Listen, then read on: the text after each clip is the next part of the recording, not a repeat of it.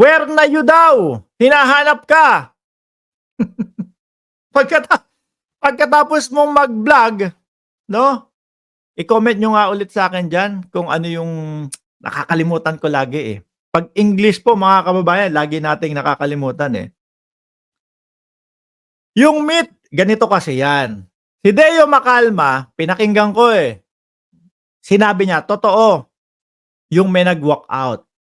Pero hindi sinabi po mga kababayan na nag-walk out kaharap ang Pangulo, iba na po yun. O yan, command conference. 'Pag sinabi mong command conference, which is yun yung sinabi nitong si Macañas, 'pag sinabi mo yan, ibig sabihin, ako si PBBM, kunyari, nandiyan ang mga general ko, tapos ang mga isa sa general tumayo, papaalam ako kasi hindi ko gusto ang sinasabi mo, Pangulo. Ayun yun. Iba ang dating po sa taong bayan nun, 'no? Saglit lang. May isa ng tumayong heneral na sumalungat kay PBBM. Baka meron pang susunod. Baka kudeta na ang kasunod nito. Gano'n po 'yun. Pero nilinaw ni Deo Macalma, nangyari 'yon, totoo nangyari 'yon. Pero hindi po sa command conference. Nangyari po mga kababayan, kumbaga parang tipo po bang general to general, secretary to secretary. Pero hindi po sa harap ng presidente. So maaari po na itong si General hindi nagustuhan ang sinasabi ni Secretary, ganito, ganyan, tumayo, umalis. 'Di ho ba, mga kababayan? So ngayon eto, si Macañas pinaghahahanap. Macañas, nasaan ka na? Tanda mo na kasi, anak ng tinapa, ang vlog mo pa, fake news. Pinaghahanap po ng sino mga kababayan? Pinaghahanap po nung mga kaibigan niya. Pinaghahanap po nung mga, vloggers nila na mga kasamahan. Okey ka lang ba General? Mukhang 'pag susunod naming makita ka sa susunod mong vlog payat ka na naman. Mukhang may sakit ka na naman. Mukhang basang sisiw ka na naman. Or eto din po ang naiisip ko, siguro nag-iisip-isip na yung matanda. 2 beses na akong dali sa fake news, 2 beses na akong ganito, 'no? Yung una AFP-PNP, pinagre-resign daw po si PBBM. Walang katotohanan. Mismo pong si General Bronner, mga bossing, at si Acorda ang nagsabi, wala po kaming sinasabing gano'n. Hindi namin pinagre-resign ang Pangulo. Oh, 'di ba ho? Yari siya do'n, nakasuhan siya do'n, 'no? Hanggang ngayon, sabi, umuusad pa din ang kaso. Siguro medyo nakampante na, merong, "Wag kang mag-alala Macañas, nandito kami, tutulungan ka namin." Okey. Medyo umokey na ulit, banat ulit ng pangalawa. Eto na eto naman, it's either mahina lang ang pagkakaintindi o umintindi nitong si General Pulburon, mga bossing, o sinadya niya para palabasin sa taong bayan na magkakaroon na ng kudeta o ang mga heneral, hindi na nagtitiwala kay PBBM sa mga sinasabi ni PBBM at hindi na sumusunod. Para kung sabihin ng taong bayan, kung eto ngang mga heneral, hindi na nagtitiwala, wala ng tiwala, tayo pa kaya, magbaklas na din tayo ng suporta. Gano'n ho. Kasi pinanood ko talaga ulit yung rest back pa si ano, si Deo Macalma. Bumalik pa mga boss. Totoo, pero hindi sa command conference. Kaso yung vlog yung vlog ni Macañas, command conference. Kita ko pa yun sa thumbnail, command conference. Pero ang panlaban po, may mga question mark pa. So ngayon, yung mga kapwa nila vlogger, yung mga kasamahan nila, pilit pong ipinagtatanggol. Totoo naman, okay kung totoo yung sinabi ni Deo Macalma, pero ang hindi totoo, sa command conference at kaharap ang Pangulo. Yun yung pagkakaiba nun. 'Di 'di ho ba?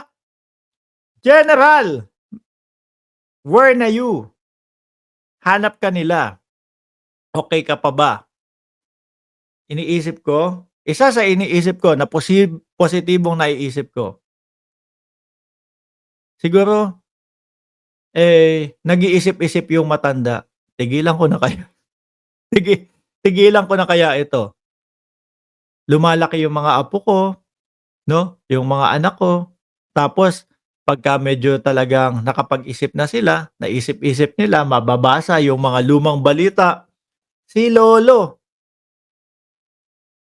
fake news pala ang ginagawa doon sa kanyang mga vlog. Nakakahiya po yun, 'di ba? Si lolo, akala ko naman yung pa-vlog-vlog niya dati nung bata ako, okey. 2 beses pa lang nahuli na peke yung bina-vlog niya, yung sinasabi sa vlog. Nakakahiya po yun. So, sa tingin ko, naisip ko, sabi ko, siguro itong si ano, si Macañas nag-iisip-isip na. Nag-iisip-isip na baguhin ko na, ayoko na, 2 beses na, 'no? Yung isa may kaso na ako, eto mukhang makakasuhan ulit ako. Pagkakita natin dito mga bossing, payat na payat na naman, 'no?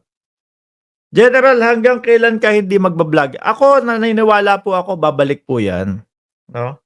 Mga DDS, huwag kayong mag-alala, hindi matitiis ni Macañas ng hindi kikita sa YouTube.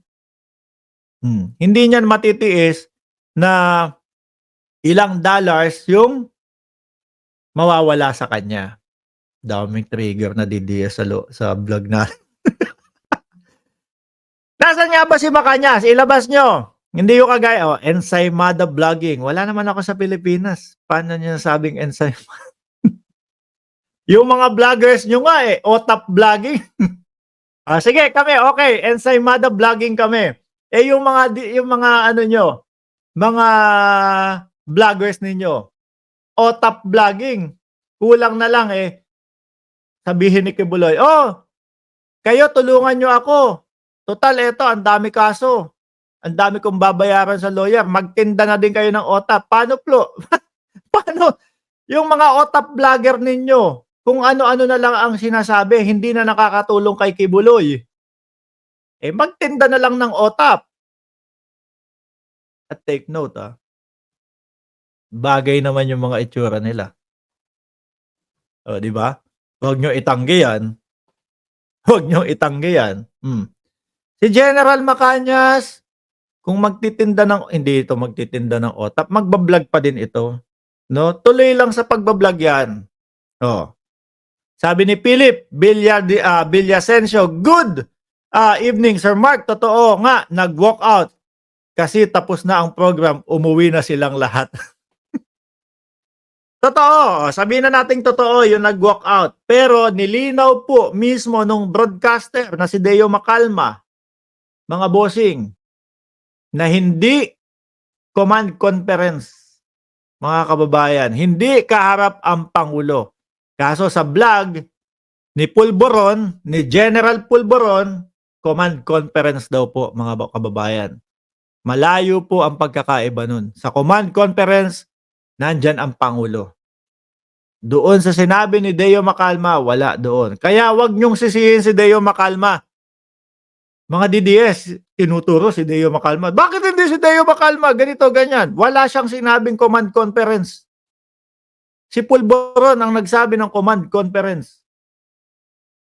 Yun po ang pagkakaiba. Kaya ang magsisimula na hagilapin o sabihin fake news, etong si General Pulboron, mga kababayan. General, pahinga ka lang. Alam naman namin makikita ka pa din namin sa mga susunod na araw. Magba-vlog ka pa din. Sayang ang kita. 'Di ba? Sayang ang kita, 'no? Anyway, doon naman sa mga ano niyo, sabihin niyo, total kami naman, Ensaymada Vlogging naman kami. Sabihin niyo doon sa mga OTAP vloggers ninyo. Boss, mas mukhang okay yung pagba-vlog ninyo.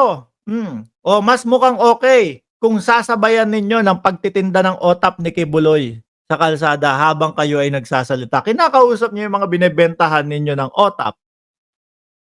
Di ho ba? Oh, total naman, parang wala namang mga pinatutunguhan yung inyong ano. Tingnan niyo yung SMNI mga kababayan, 'no? Tambak ng OTAP vlogger. Oh, OTAP vloggers.